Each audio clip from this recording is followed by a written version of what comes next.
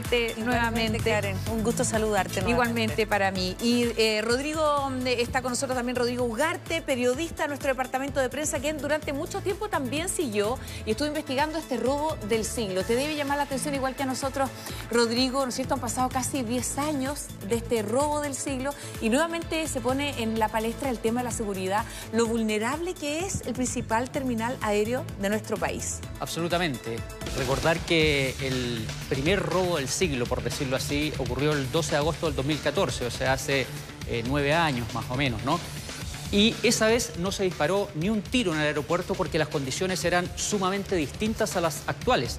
Los funcionarios de la Dirección General de Aeronáutica, los guardias, no estaban armados, tenían prohibición de utilizar armas en el aeropuerto en ese tiempo. Hubo balacera, se repelió este intento de asalto. Exactamente, porque a raíz de ese asalto del 2014 se creó una nueva disposición para dotar de mayor seguridad al aeropuerto nacional, ¿no es cierto? Y se les permitió a estos guardias utilizar armamento para repeler justamente futuras situaciones como la que hoy ocurrió. Y hemos visto que fue en una bodega esta vez, ¿no? ¿No fue en la loza? Fue en la loza. ¿En la misma loza? El 2014 fue en la loza. A las 6 de la mañana, un avión de una línea aérea nacional que partía rumbo a Calama con 6.000 millones de pesos para los cajeros automáticos fue abordado por 6 sujetos que llegaron en una camioneta. Entiendo. Aparentemente ingresaron por la misma puerta donde ingresó esta banda, cortaron esa vez la cadena, cruzaron toda la loza y se fueron directo a este avión, intimidando con armas largas a los guardias. Se pone a hacer el análisis y dice, mira, comparando los dos hechos, en una oportunidad se realizó el robo, no hubo costo de vida y en esta oportunidad se repelió el robo, pero con el costo de vida de un funcionario de la DGAC. Claro. ¿Por qué no hacer que sea infranqueable este perímetro, este cierre del aeropuerto? ¿Por qué no invertir en eso, en lugar a lo mejor de entregar armas, si es que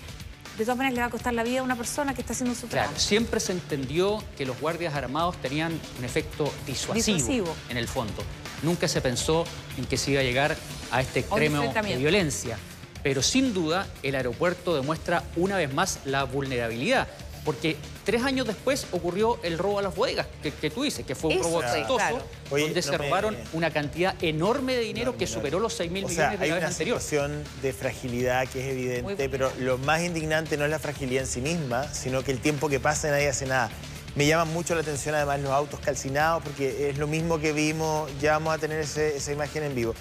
Quería preguntarte, Margarita, tú eres psicóloga forense, pero conoces evidentemente mucho de organizaciones criminales, de cómo funcionan, en fin. ¿Cuál hoy día, porque lo decía Rodrigo Delgado, ¿no? A lo mejor la información llegó desde el exterior. O sea, le informaron desde el exterior, una banda, otra banda acá. O sea, estamos en un nivel bastante hollywoodense. Es lo que uno se podía preguntar, ¿no? Claro, José Antonio, yo creo que aquí las personas también que escuchan en sus casas, como tú has dicho, o sea, cómo no se hizo nada, porque fíjate que cuando se estaba haciendo esta ampliación del aeropuerto, una de las cosas que yo en ese tiempo, en el 2016, estaba en la jefatura de extranjería, ahora se llama jefatura de migración, pero en esa jefatura una de las cosas que se puso en la mesa era tener un área de inteligencia, porque el área de inteligencia es la que tiene que prevenir o prever que pudiéramos o pudiera ser víctima el aeropuerto de crimen organizado, porque efectivamente ahora el crimen organizado tiene lineamientos internacionales, o sea, si sabían, porque estos son actos planificados. Acá nosotros no podemos decir que esto fue algo que se les ocurrió espontáneamente el día de ayer. Esto fue algo claramente planificado, con mucha antelación, que hay organizaciones que están actuando en nuestro país y que además ellos tienen conexiones con el extranjero, con el crimen organizado desde fuera. Por lo tanto, todo esto se debería haber previsto con análisis de inteligencia, es decir, como lo que tú decías, Karen, o sea, cómo se tiene que resguardar, qué zonas son las áreas de más peligro, las que en realidad se tienen que resguardar, no solo porque los pasajeros, sino que además porque transportan un material que es altamente delicado y que vamos a saber que van a querer robar en este caso, ¿no? Entonces, por eso es que esos elementos no se han considerado todavía. Piensa tú, José Antonio, que el área de la inteligencia en Chile es algo que está muy alicaído. No se ha hecho trabajos de inteligencia y tenemos que ser realistas, ¿no? Se dejó de hacer y la ANI, que es la Agencia Nacional de Inteligencia, tampoco ha avanzado en eso porque el crimen sigue avanzando. Y más rápido, y más rápido de lo que tú crees. Y con nuevas tecnologías y con nuevos conexiones. Por lo tanto, aquí estamos al debe. Esto es una falla en la seguridad y en el trabajo de inteligencia. Que nos muestra muy vulnerables nuevamente como país. Fíjate que hay otro dato, también lo están chequeando. Este avión parece que debía llegar ayer. Así, ¿eh? Así, entonces, mira, más dato todavía. A propósito, ¿no es cierto? Tenemos imágenes en vivo. Darinka Marcich a esta hora en el lugar donde se produce la quema de los automóviles. Entiendo que también estaban con placas patentes falsas y a esta hora, por supuesto, se está intentando levantar cualquier tipo de evidencia que lleve a las policías a dar con los autores de este delito. Darinka, ¿qué tal?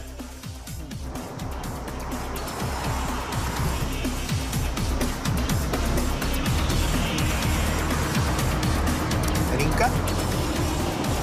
Sí, vamos a retomar el contacto con ella. Bueno, ahí vemos que efectivamente hay 3 o 4 vehículos involucrados. Las placas patentes habrían estado adulteradas. Esto está ocurriendo en la caletera de Américo Vespucio, a la altura más o menos del 1373.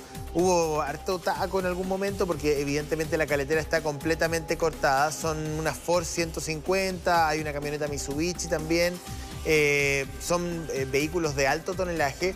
Y ahí vemos que, claro, la patente evidentemente es una patente adulterada, o sea, una patente impresa que no tiene ni un tipo de valor. Vamos a ver, digamos, a qué responde, no puedes llegar, exacto. No. Probablemente son autos que pueden haber tenido encargo por robo. ¿Cuál es la...? Tengo la pregunta, me surge la pregunta, ahí está la camioneta la azul Mitsubishi. ¿Por qué quemar los autos? Para evitar pruebas científicas que puedan incriminarlos. Como además, huellas, por ejemplo. Huellas, pelo, saliva. Además, se queman otros autos, tal como en el primer robo del siglo, para distraer a las policías, para evitar que lleguen rápidamente al aeropuerto, para que haya un llamado de emergencia hacia otro sector. Tiene toda una estrategia la quema de autos. También como les digo, se hizo en agosto del 2014, se quemaron 2 vehículos y el vehículo en que se transportaban, la camioneta con que ingresan al aeropuerto, también la intentan quemar, pero no logran su objetivo, quedan los bidones ahí y esa camioneta sí se perició. Se alcanzó a periciar porque no la alcanzaron por alguna razón a quemar esa vez. Además, los diferentes personas que forman este crimen, esta organización, tienen diferentes funciones. O sea, hay personas que están encargadas, como tú decías, tal vez de ir a conectar con una camioneta para provocar ese incendio, para distraer y otros escapar en el caso de que hubiesen escapado con el botín. Por lo tanto, como es organizado, cada uno de ellos tiene una función determinada, tiene un rol. Y eso significa que para distraer también a la policía, traer bomberos, traer policías, y entonces así ellos escapan por otro lugar en el caso de que hubiesen tenido el botín. Y también yo creo que aquí, no sé si habrá sido casualidad o también lo habrán elegido porque un día 8M, la gente está distraída en otras cosas, las autoridades están de alguna manera haciendo actividades, por lo tanto puede ser que también haya sido elegido, a no ser que hubiesen sabido que ese día cambió. Por lo tanto, esto es planificado. Oye, el fiscal jefe de Pudahuel ya se constituyó en el aeropuerto, el mismo fiscal del caso Relojes, ¿ah? Fiscal de alta complejidad. Bueno, estamos con Darinka Marcich a propósito de este trabajo en terreno. Estamos en vivo contigo, Darinka.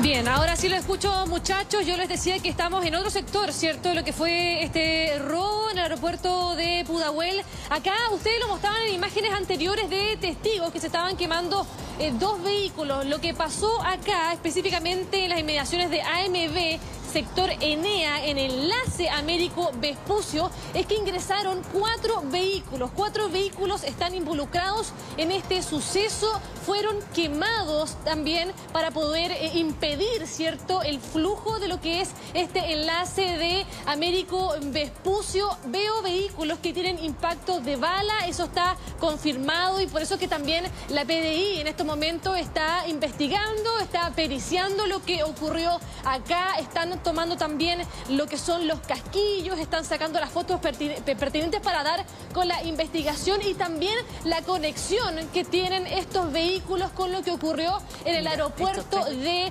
Pudahuel. Ahora, llama la atención evidentemente los 2 autos que están quemados, impidiendo lo que es el camino hacia el aeropuerto. Se dice que es para impedir el paso de carabineros. Más adelante de esos 2 autos quemados están 2 camionetas que están intactas, no están quemadas, pero que sí tienen los impactos de bala. ¿Qué se ha confirmado, muchachos? Es que la patente de estos vehículos son falsas. Lo que se está viendo ahora y que falta por confirmar es que si estos vehículos tienen o no encargo por robo. Es la información que tenemos hasta el momento. Evidentemente estamos esperando si alguna autoridad se puede pronunciar sobre qué pasó en este punto específicamente. Entiendo que también estamos mostrando imágenes de otro punto de Santiago, de un vehículo rojo, ¿cierto? Que tiene un impacto de bala en otro punto de Santiago. Finalmente, muchachos, José, Karen, son los puntos conflictivos que van a ser pieza clave para la reconstrucción de la historia de lo que ocurrió, ¿cierto?, en el aeropuerto de Pudahuel con este robo de 26.000 millones de dólares. José Antonio, Karen. Sí, tremendo. Bueno, ya comienza a quedar en evidencia la cantidad de disparos a propósito de lo que pasa con esos vehículos, a propósito también de lo que pasa con los aviones que están siendo perizados en estos momentos. Darinka, información que ocurre en vivo con las diligencias policiales en terreno, pero también comienzan a llegar más antecedentes. Aquí estamos con Margarita Rojo y estamos con Rodrigo Ugarte también. Habrían ingresado, según la información que se tiene, por una de las puertas. Entiendo que por la puerta 8, a ver si también Julio nos ayuda, porque ahí se habrían encontrado con solamente un guardia. Un guardia. Margarita, ¿tienes más datos? Un guardia que, según las recientes noticias, lo amaniatan, lo golpean y le sustraen su arma de fuego. Y también las últimas noticias que nos están llegando es que efectivamente se asesinó un delincuente y también fue herido este guardia, ¿no? Y fíjate que nos llegan unas noticias se supone que son 32.560.000 dólares, o sea, millones de dólares. Y lo que se sabe que es una carga que ellos conocían, porque esta carga venía de Miami. No cargando el avión, sino que venía desde Miami. Venía desde Miami. Perfecto. Entonces, algo que ellos sabían, y bueno, claramente la PDI, porque también entendamos que la PDI no está en la losa, pero sí, Karen, la PDI está, el crimen organizado siempre está en los aeropuertos. Tenemos a la Brigada de Antinarcóticos, tenemos a la Brigada de Inteligencia también, que está, y claramente, y la Inspección Secundaria, que son unidades que ya son unidades que van a actuar en el caso de registrar algún ilícito, y ahí ya están adoptando los procedimientos y claramente se pusieron en contacto con la DGAC, ¿no? Entonces ya se están constituyendo para poder hacer las primeras diligencias. Oye, la cantidad de dinero todavía se mantiene en la losa del aeropuerto, ¿ah? Un dinero entonces que se iba a embarcar. La cantidad de dinero, bueno, es bien distinta a lo que pasó con el robo del siglo Esta es una la vez pasada, cantidad hace 10 años. Infinitamente superior. Quería contarles una incidencia a modo especulativo, en realidad. A mí me tocó entrevistar a 2 de los hoy condenados por el primer robo del siglo. ¿Ya? Uno en la cárcel de alta seguridad porque estaba en prisión preventiva y a otro en su domicilio puesto que estaba con arresto domiciliario. Ambos mantienen su inocencia pese a que fueron condenados con prueba científica que se analizó en el juicio, prueba testimonial, pero siempre mantuvieron su inocencia, igual que los otros 8 imputados en el primer robo. Ellos decían: nosotros sí somos delincuentes, algunos de los imputados somos ladrones de cajeros automáticos, pero no tenemos nada que ver con lo que pasó en el aeropuerto. Y a estas personas que yo logré entrevistar, me dijeron que algo que ahora me hace mucho sentido. Me dijeron: a nosotros nos están cargando este robo por un asunto político, porque tienen que aclararlo, pero nosotros no tenemos nada que ver. Y este robo al aeropuerto se va a volver a repetir, dado que la banda que lo hizo es una banda profesional altamente planificada.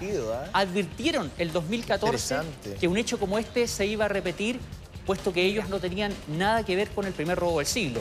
Igualmente fueron condenados. O sea, podrían ser los mismos, digamos. En la teoría que ellos suponían, estoy poniéndolo en condicionales, a ser los mismos que actuaron en el primer robo, dado que los que hoy están condenados por la justicia a 11 años de cárcel, a 6 años de cárcel, distintas penas, siempre han mantenido su inocencia respecto del primer robo ocurrido en 2014. Y que no han capturado a todos, porque además, pensemos, Karen, acá hay que ser claros, y yo creo que hay que decirlo, no tenemos trabajo de inteligencia. El trabajo de inteligencia es aquel que va a adelantarse, y sobre todo en el aeropuerto, porque es una infraestructura crítica. No podemos dejarla así al debe, y además puede ser que alguno de los otros participantes de esa banda haya, como ya tienen el estudio, porque esto se estudia. Ellos son personas... Hacen un diseño. Lo planifican, lo organizan, lo implementan. Tienen, inclusive, ustedes han visto en las películas, ¿no? Ensayan antes de ir a hacer o perpetrar estos hechos. Es muy coreografiado todo esto, cómo llegan, por dónde se bajan del auto. Ellos tienen protocolos. Cómo abordan. Ya, y si tienen todos esos protocolos, ¿cómo es posible que no hayan protocolos de vuelta, digamos? Pero no tenemos protocolos nosotros, porque estamos siendo ingenuos. O sea, pensamos que Chile era el mismo de hace 15 años o de hace 10, ya pongamos 10. No es lo mismo, porque estamos frente a una situación donde el crimen ha avanzado y ustedes saben que hemos sido penetrados en la frontera y claramente estas personas sienten además que no hay sanciones. Entonces, como no tienen sanciones, ahora se encontraron con una sorpresa porque aparentemente, vamos a ver qué es lo que arroja la investigación, se habrían enfrentado y a lo mejor... la imagen, una de las imágenes que mostramos, el audio, que lo tomó una funcionaria, entiendo, de la EGAC, que todos la quieren contactar ahora porque ella lo publicó en Twitter. Claro, se ve, y hay otra imagen también que yo describo, muchas de ellas no las podemos mostrar lamentablemente por el horario, pero podemos describir lo que se ve. Está uno de los delincuentes tirado en el suelo y hay una cantidad de casquillos y además de armas cortas. Ahí repartía muchas armas cortas. O sea, no es que entraron con un revólver ni con... O sea, entraron con un verdadero arsenal. Arsenal armado, como dicen en la pedida, hasta por debajo de los dientes. O sea, estas personas entraron a lo que sea. Y además, recordemos, recién lo estábamos diciendo Karen, ¿no? Las primeras informaciones que entraron, amaniataron a una de las personas del CGA, o sea, del CGAC, y también ellos le quitaron sus armas y ahí empezaron a ingresar. O sea, esto lo tenían planificado. Sabían cómo ingresar, quiénes se iban a encontrar, a lo mejor encontraron la debilidad de que iba a haber poco personal y además vuelvo a recordar, este día, que es un 8M, también pudo haber sido tomado probablemente porque las personas bajan las defensas. Se baja la guardia un poquito. Se baja la guardia, la gente se distrae, a lo mejor están los mismos del aeropuerto, los funcionarios del aeropuerto están a lo mejor felicitando a las mujeres. Yo me recuerdo que también se hacen esa actividad, por lo tanto aprovechan estas situaciones. Oye, yo me pregunto, ¿es habitual que llegue esa cantidad de dinero, 32 millones de dólares provenientes? Es habitual, pero la gente que viaja en el avión, a lo mejor con su familia, ¿sabe que el avión está transportando esta cantidad de dinero? ¿Sabe que va a llegar un camión blindado a buscarlo? No, nadie sabe, que a lo mejor solo ellos los delincuentes van a ir bajando la escalera y que a lo mejor, porque ha tocado ver incluso esto que es bastante llamativo, hay horarios especiales en el que estos dineros se bajan del avión y que no coincide con los pasajeros. No sé, Rodrigo, a lo mejor... No, aparentemente esto deja claro que no hay horario especial. Esto ocurrió a plena luz del día. En el otro robo, el del 2014, sí, se carga muy temprano el avión en la mañana para que llegue a primera hora de la mañana a su destino nacional, estamos hablando, y los cajeros automáticos sean cargados rápidamente por los funcionarios de los bancos. Pero en este robo, un avión que la gente, posado en la losa... Esto coincide además... Claro, hablamos del lugar por donde ingresan ellos, pero coincide además con la manga E5. Entonces, no sabemos si los pasajeros se habían bajado recién, no sabemos si saben si ese es el avión en el que viajaban, no sé, a lo mejor se están enterando ahora. Oye, mire, el avión... Bueno, habían imágenes de personas que grabaron desde sus ventanillas, digamos, a lo mejor... Si hay personas que grabaron desde su ventanilla, por lo que pudimos ver en Radio Bio Bio, sí, Radio Bio Bio publicó algunas, lo que no se pueden mostrar porque se ve el cuerpo, pero debe ser de que los pasajeros no habían desembarcado aún. Claro. Entonces, el vuelo estaba todavía con los pasajeros arriba, digamos. Fue algo muy... El avión tiene que haber aterrizado, se aproximó a la manga, se estaba iniciando el desembarque y se produce rápidamente el asunto. O sea, imagínate que a no ser que esa toma sea de un avión que está en una manga paralela, podría ser. Porque lo que yo había escuchado es que la gente ya había... El robo del siglo, yo recuerdo que yo estaba al aire, estábamos en el noticiero de la mañana, tiene que haber sido a las 7:45, 7:40 más o menos, entonces el robo tiene que haber sido 6:30 de la mañana. Exactamente. Sí, no sé, ¿este también? ¿6:30? No, este es un poco más tardío, parece. Un poquito más tarde, ¿no? Yo me acuerdo porque estábamos con la Cata Edwards al aire, esto fue a la mañana... Y lo informó 7:30, 1:15 para la hora. A esa hora ya se dio la información a la prensa, pasado las 7 de la mañana. Sí. Sí. Lo curioso es que la cantidad de disparos, como dices tú, que se efectuaron, tiene impacto balístico del avión, tiene impacto balístico del mucho más agresivo que el otro. En el otro no se hizo ni un disparo, claro, porque los guardias de APSEC no tenían armamento. Incluso el guardia del camión Brinks que asaltan tiene que dejar su armamento. Él está, y se ven las imágenes, con además, la cartuchera sin armamento. Algo que decía Rodrigo Delgado, que no se puede aportar armas en el aeropuerto. El gobierno norteamericano no va a dejar pasar esto. El departamento, claro. O sea, el departamento de Estado, si ustedes creen que da lo mismo, que no. O sea, un avión de la compañía Delta con impactos de bala en su cola, eso va a generar algo. Yo no sé si una nota diplomática, si algún tipo de carpeta, si alguna solicitud de información por parte del Departamento de Estado, pero uno sabe cómo funciona Washington en ese sentido. No, el tema de la seguridad, pero es prioridad. Fíjate que quiero preguntarles algo más, porque el personal que estaba ahí trabajando, que forma parte de la compañía, de la empresa esta de Valores, en todo momento estuvo muy hermética con respecto a este procedimiento y prohibieron el ingreso de personal de Carabineros que llegó al lugar y que se hizo presente, hasta que tuvieron que ceder producto de la presión misma del procedimiento. ¿Cómo es posible? Entonces uno no entiende ahí que el tema de la seguridad sea manejada por esta empresa y que se impida de alguna manera ahí el trabajo policial de investigación, que ya sabemos que los primeros indicios son los más importantes. El sitio del suceso habla, lo hemos aprendido con Margarita hace mucho tiempo, y esos datos que se puedan recabar en esos momentos son fundamentales. Claro, a no ser que hubiese actuado en fragancia la PDI, o sea, que hubiese estado un policía, por ejemplo, del área de inteligencia o del crimen organizado, puede por fragancia actuar, porque si no tiene que esperar que el fiscal, ¿no?, en este caso de la orden, por eso yo creo que ellos estaban esperando que el fiscal a cargo, en este caso, como tú señalaste, Karen, un fiscal de alta complejidad. O sea, estos son crímenes complejos y que requieren todo esto porque además deben haber conexiones internacionales. Entonces, como además tenían mucho armamento, vemos lo que estaban diciendo ustedes, o sea, es impresionante las fotos que nos llegan de la cantidad de balas también que estaban alrededor. Por lo tanto, sí esperan que el fiscal disponga, ¿no?, qué brigada va a trabajar. En este caso entiendo que es la brigada de robo, es la brigada de Margarita, nos están llamando con urgencia, sí, nos están llamando con urgencia. Hay un último minuto a esta hora. Juan Pablo Muñoz está en otro punto. Están sucediendo cosas en este momento ahí en el Aeropuerto Internacional de Santiago. Último minuto, Juan Pablo. Sí, José, Karen, les comento que nos encontramos en el sector Diego Barra Ortiz, que es una de las zonas de ingreso, principalmente hacia el grupo 10 de la Facha, acá en el aeropuerto de Santiago. Este fue el sector específico por donde ingresaron los antisociales a este nuevo intento de robo del siglo, que es el que hemos estado comentando durante la mañana. Los vestigios que nosotros podemos observar a escasos metros del lugar es que está el portón de la reja completamente destruido, que fue la hora aproximadamente de las 7 de la mañana, que se especula que fue cuando ingresaron estos antisociales hasta el lugar. E incluso entre los dos vehículos blancos de la Dirección General de Aeronáutica Civil se puede ver que hay un espejo retrovisor roto. Ese es uno de los pocos vestigios que uno puede ver acá.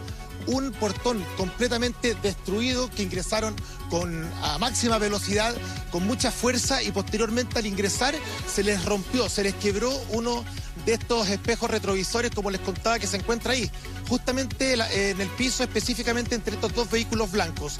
Estuvimos conversando con algunos funcionarios acá de la Dirección General de Aeronáutica Civil que nos comentaban con respecto a los hechos. Sin embargo, no pudieron referirse de forma oficial a lo que pasó acá. Sin embargo, hay un detalle importante que les quería comentar, muchachos, porque los funcionarios de la DGAC ocupan unos chalecos antibala alfa.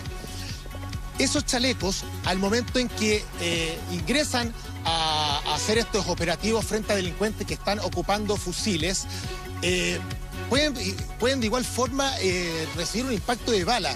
Eso es algo que nos estaban comentando, que no son los chalecos oportunos para poder enfrentar este tipo de operativos, y también, como nosotros sabemos, muchos de ellos están equipados con escopetas y también con pistolas. Entonces, al momento de enfrentarse en una balacera como la que ocurrió hace algunas horas, están en completa desventaja en ese caso, pensando en que todos estos delincuentes ocupan un armamento de fuego mucho más potente. donde finalmente, como hemos hablado durante la mañana, finalmente uno de estos funcionarios finalmente falleció lamentablemente, y también uno de los antisociales que estaba protagonizando este delito. Pero esta es la entrada principal, donde pasan muchos vehículos durante la mañana. David, si me puede mostrar un poquito hacia la derecha. Van pasando algunos civiles, van algunos hacia el grupo 10 de la FACH, y fue por este mismo sector donde está todo con una wincha amarilla, con unos conos, y fue aquí donde ingresaron a máxima velocidad para romper esta reja que se encuentra aquí en la entrada, y posteriormente, no debe ser más de un minuto en el que se deben demorar en ingresar, doblar hacia la derecha al fondo y llegar hasta el sitio de carga de este avión que se encontraba con un gran botín que justamente están tratando de buscar. De obtener, José, Karen. Sí, vamos a seguir recabando antecedentes. Ya comienza a armarse este puzzle, ya empezamos a tener más datos justamente sobre lo que pasó. Vamos a estar con reacciones desde La Moneda, reacciones de gobierno, pausa comercial muy breve y estamos de regreso. No se vaya.